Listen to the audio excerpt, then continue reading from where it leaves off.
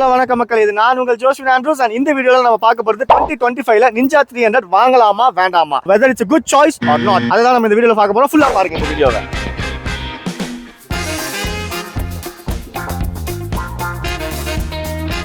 Ground clearance ஒரு பெரிய பிரச்சனை. இவ்வளவு தூரம் பேசிட்டு வண்டியோட ஸ்பெசிஃபிகேஷன்ஸ் பத்தி பேசலாம். எப்படி ஷார்ட் ரைடர்ஸ் நீங்க யோசிக்க வேணாம், ஈஸியா பேலன்ஸ் பண்ணலாம் பைக்கை. அந்த அளவுக்கு ஹேட்ரட் போயிட்டு இருக்கு, வெறுக்க ஆரம்பிச்சிட்டாங்க மக்கள். ஏன்னா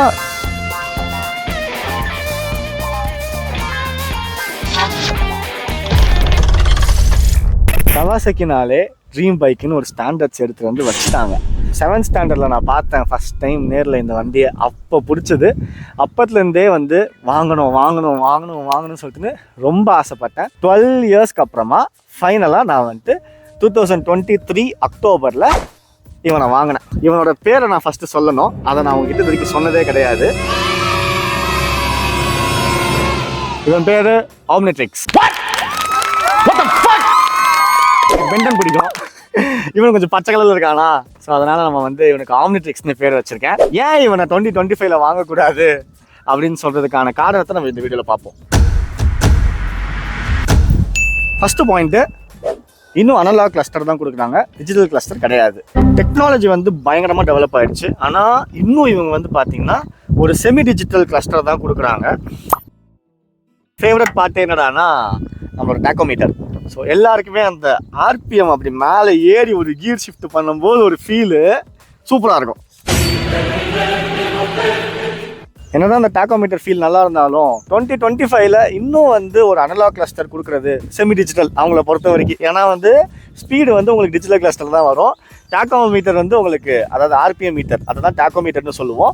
ஸோ டாக்கோமீட்டர் வந்து உங்களுக்கு அனலாக்ல இருக்கும். அதனால இது வந்து செமி டிஜிட்டல் கிளஸ்டர் அப்படின்னு சொல்லுவாங்க. எல்லா பைக்ஸ்லயும் வந்துருச்சு கைஸ். இவனோட காம்படிட்டர்ஸ் எல்லாருமே அதை வச்சிருக்கானுங்க. இவன் காம்படிட்டர்ஸ் நம்ம கன்சிடர் பண்ணோம்னா அப்பாச்சி 310RR பார்க்கலாம், ஒரு டிஜிட்டல் கிளஸ்டர் தான் அவங்களுதுமே. அப்புறம் KTM 390 பார்க்கலாம், அவங்களும் டிஜிட்டல் கிளஸ்டர் தான். அப்புறம் நம்ம நேற்று வந்த பையன் ஏப்ரல் 457 அவனுமே பார்த்தீங்கன்னா டிஜிட்டல் கிளஸ்டர் தான். ஸோ மோஸ்ட்டாக எல்லா பைக்ஸுமே டிஜிட்டல் கிளஸ்டர் கொண்டு வந்துட்டாங்க. இவனுங்க இன்னும் அனலாக்ல உட்காந்துருக்கிறத நான் ஒரு ட்ராபேக்காக பார்க்குறேன்.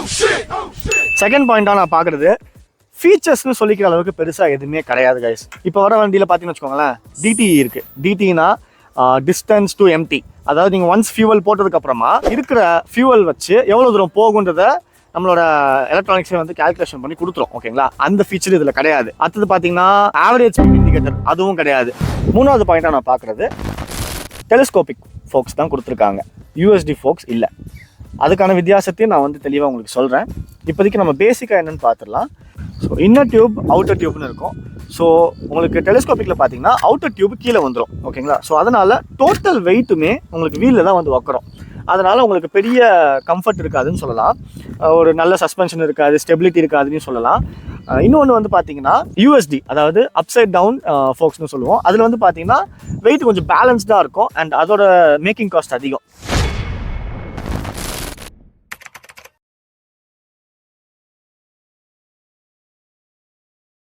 இவனுங்க பண்ணது எல்லாமே காஸ்ட் கட்டிங் தான். நிஞ்சா 300 பொறுத்த வரைக்கும் காஸ்ட் கட்டிங்கிற பேரில் ஏகப்பட்ட விஷயத்த கழிச்சிக்கிட்டே இருந்தாலும் சொல்கிறத வைக்கவே இல்லை. அவனுங்க வச்சா தானே 2013 இருந்து 2025 வரைக்கும். ஓகேங்களா, ஆல்மோஸ்ட் 15 இயர்ஸ் வந்துருச்சுங்க. அவ்வளோ டெவலப் ஆகியுமே இவனுங்க எல்லாமே சேமாக தான் வச்சுருக்கானுங்க. சொல்ல போகணுன்னா 2024 எடிஷன் வரைக்குமே ஹாலஜன் பல்ப்ஸ் மட்டும்தான். இன்னும் வரைக்கும் அவனுக்கு LED கொடுக்கல. அதாவது 2025 வேரியண்ட், இந்த வருஷம் வேரியண்ட் நீங்கள் வாங்க போனால் மட்டும்தான் உங்களுக்கு LED கொடுக்குறான், ப்ரொஜெக்டர் லைட்ஸ் கொடுக்குறான். அதுவுமே ZX6Rலேருந்து ஸ்வாப் பண்ணி இதில் போட்டாங்க. ஸ்ப்ளெண்டரில் கூட LED வந்துருச்சு கைஸ். இவனுங்க வந்து இப்போ தான் கொடுக்குறானுங்க. வெறும் கவாசக்கின்ற ஒரு பிராண்டிங்கை வச்சு மட்டுமே அவங்க இவ்வளோ நாள் மார்க்கெட்டில் இதை வித்துட்டு இருக்கானுங்க. இப்போ பார்த்தீங்கன்னா ஏகப்பட்ட ஹேட் வர போயிட்டு இருக்கு ninja 300க்கு. Why don't you guys discontinue this bike? அந்த அளவுக்கு ஹேட்ரட் போயிட்டு இருக்கு, வெறுக்க ஆரம்பிச்சிட்டாங்க மக்கள். ஏன்னா நீ ஸ்பெசிஃபிகேஷன்ஸ் லோட் பண்ணவே இல்லைன்னா வந்து யார் வாங்குவா?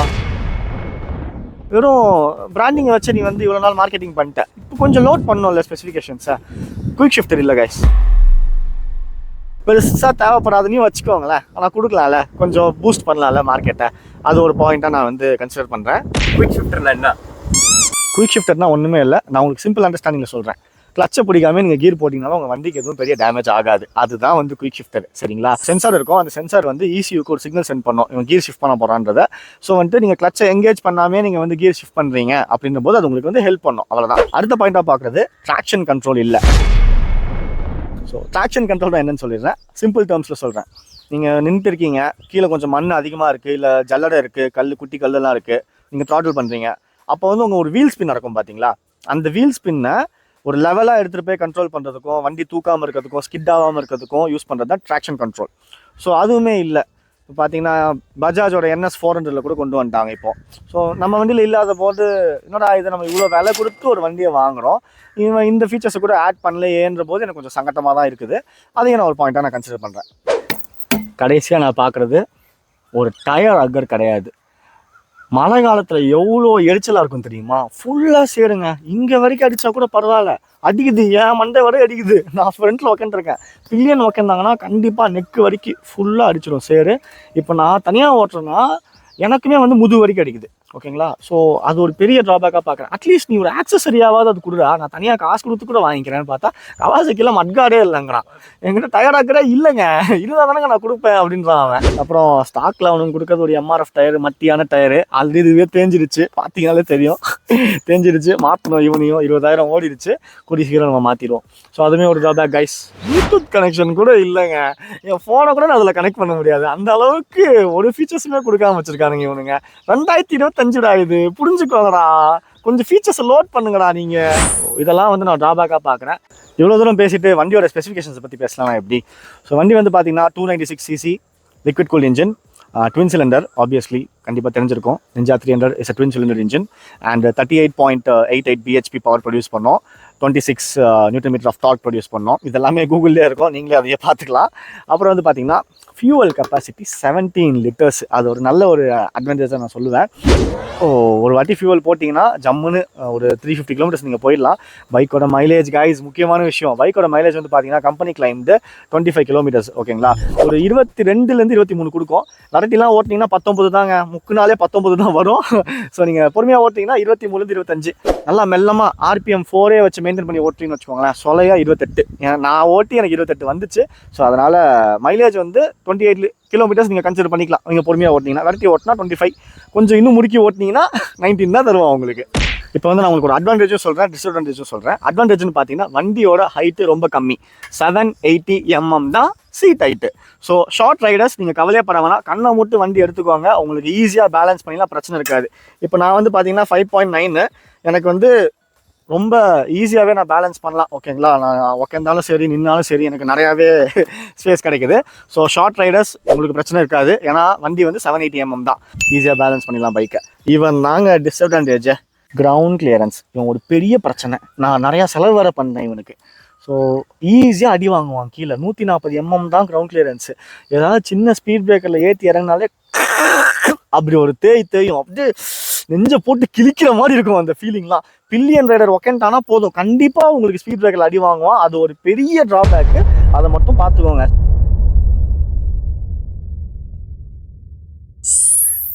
கம்ஃபர்ட்னு சொல்ல போகணும்னு வச்சுக்கோங்களேன், சூப்பராக இருப்பாங்க.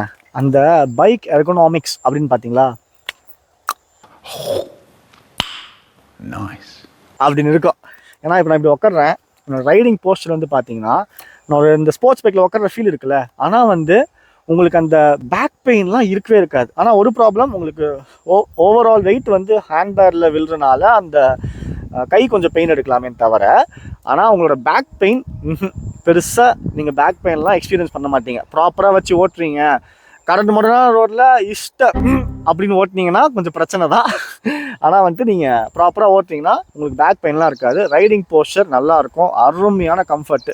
அந்த எர்கனாமிக்ஸை சூப்பராக பண்ணியிருக்காங்க கவாசகி. அந்த விதத்தில் இவனை குறையே சொல்ல முடியாது, நல்லாயிருக்கும். யூசர் எக்ஸ்பீரியன்ஸ்னு பார்த்தீங்கன்னா நிறையா மெமரிஸ், எமோஷ்னல் ஆயிடுவேன் நான் 12 வருஷம் ஆசைப்பட்டு வாங்கின ஒரு வண்டி இவன். ஸோ அதனால் ரொம்ப பிடிக்கும் இவனை எனக்கு. ஆனால் நிறைய நேரத்தில் கொஞ்சம் சிக்கல் கொடுப்பான். இந்த சர்வீஸ்னு ஒன்று போவோம் பார்த்தீங்களா, அப்போ வைப்பான் பெரிய சிக்கல். எல்லா பார்ட்ஸுமே எக்ஸ்பென்சிவ், மெயின்டெனன்ஸ் ரொம்ப அதிகம் வண்டிக்கு. ஸோ வாங்க போகிறீங்க அப்படின்னா, நான் இவ்வளோ சொல்லியும் நீங்கள் வாங்க போகிறீங்க அப்படின்னா சர்வீஸ் காஸ்ட்டை பேர் பண்ண ரெடியாக இருந்துக்கோங்க. Kawasaki will not even show a single mercy to you. So எல்லா ஸ்பேர் பார்ட்ஸுமே எக்ஸ்பென்சிவ். நான் சும்மா ஒரு 3 பார்ட்டோட ப்ரைஸை சொல்கிறேன், நீங்கள் அப்படியே பிரமிச்சு போயிடுவீங்க. இந்த வைசர் இருக்கா, விண்ட்ஸ்க்ரீன் சொல்ல போனால் இவன் 12,000 ரூபா. வெறும் பிளாஸ்டிக்கு, கேட்குதா, வெறும் பிளாஸ்டிக் தான் இவன் வந்து பார்த்தீங்கன்னா 12,000 ரூபா. Okay, it plays a major role, நான் இல்லைன்னு சொல்ல, ஏரோடைனமிக்ஸில் it plays a major role.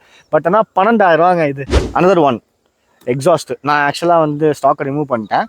இது ஆஃப்டர் மார்க்கெட் எக்ஸாஸ்ட் தான் இது. ஸோ ஸ்டாக்கில் வந்து பார்த்தீங்கன்னா மேலே ஒரு மெட்டல் பிளேட் வரும், எக்ஸாஸ்ட் ப்ரொடெக்டர்னு சொல்லிட்டு மேலே ஒரு பிளேட் வரும், சில்வர் பிளேட்டு. அது நான் இமேஜ் இங்கே போடுறேன், அந்த இமேஜ் நீங்கள் பார்த்துக்கோங்க. அந்த பிளேட்டு மட்டுமே 17,000 ரூபா. அது வெறும் ஒரு இரும்பு பீஸ் தான், சின்ன பீஸு. அதாவது கால் பொத்துறக்கூடாது அப்படின்ட்டு கொடுக்குற ஒரு ப்ரொடெக்ஷன் தான் அது. 17,000 ரூபாவா அது.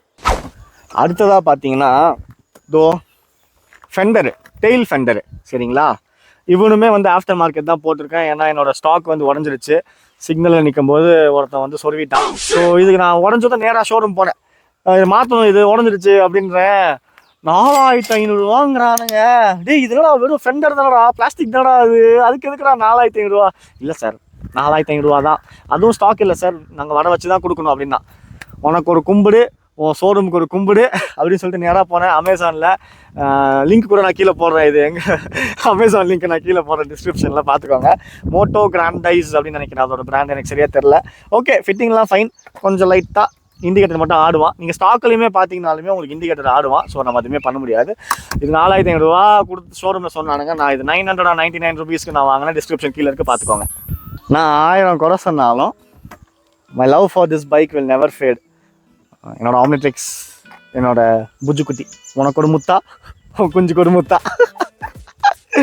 ஸோ வாங்குங்க, பிடிச்சிருந்துச்சுன்னா வாங்குங்க. ட்ராபேக்ஸை தான் என்னால் சொல்ல முடியும். ஸ்பெசிஃபிகேஷன்ஸும் பார்த்தீங்கன்னா பெருசாக எதுவும் கிடையாது, கொஞ்சம் ஸ்பெசிஃபிகேஷன்ஸ் தான். ஆனால் வண்டியோட engine performance, reliability top notch, குறை சொல்ல முடியாது. கவாசக்கி அந்த அளவுக்கு ஸ்மூத்தான ஒரு ரிஃபைன்ட் இன்ஜினை கொடுத்துருக்காங்க. ஸோ 101% நீங்கள் இன்ஜினை நம்பலாம். நல்ல ஒரு பர்ஃபார்மன்ஸ் கொடுக்கக்கூடிய ஒரு வண்டி, ஸ்மூத்தாக இருக்கும். நீங்கள் 130, 140 க்ரூஸ் பண்ணால் கூட உங்களுக்கு வைப்ரேஷன்ஸ் எதுவும் பெருசாக தெரியாது. அருமையான வண்டி. இந்த வீடியோவில் ஏதாவது டெக்னிக்கல் மிஸ்டேக்ஸ் இருந்துச்சுன்னா please do let us know இந்த கமெண்ட். அண்ட் மோஸ்ட்லி நம்மளோட ட்ராவல் வீடியோஸ் எல்லாமே ஆம்னிட்ரிக்ஸில் தான் இருக்க போகுது. ஸோ மறக்காமல் நம்மளை சப்ஸ்கிரைப் பண்ணிக்கோங்க, லைக் பண்ணிக்கோங்க, பெல் பட்டனை அமுக்கிக்கோங்க. அண்ட் பாய்.